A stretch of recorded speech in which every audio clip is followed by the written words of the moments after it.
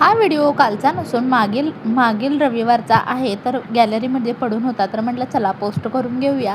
तर गेल्या रविवारी आम्ही चालत चालत गेलो होतो आदमापुरात देवदर्शनासाठी बाळूमामांच्या. तर आम्ही चालतच गेलो होतो पायी पायी. आमच्यापासून तरी 7 ते 8 किलोमीटर सहज असेल. तर तेवढं अंतर पार करून आता आम्ही पोचलेलो आहे आदमापुरात. मस्त असं आल्यावर आमचा थकवा संपूर्ण निघून गेला. मस्त असं बाळूमामांचं दर्शन घेऊन घेतलं आणि इथं आलं की सगळे काही टेन्शन्स किंवा काहीही आपले दुःख असतील तर सगळे मंत्रमुग्ध होऊन जातात आणि आपलं मन एकदम प्रसन्न होऊन जातं. इथं कौल देखील लावले जातात. आपली जर इच्छा पूर्ण असेल तर कौल चिटकला जातो, नाहीतर तो अन्यथा खाली पडला देखील जातो. मस्त असं गर्दी वगैरे होती. आज थोडी गर्दी भरपूर होती. त्याच्यानंतर मग ना दुकानं पण चालू झाले होते आणि सकाळी जस्ट 8:30-9 झाले होते, त्यामुळे इतकी गर्दी नव्हती.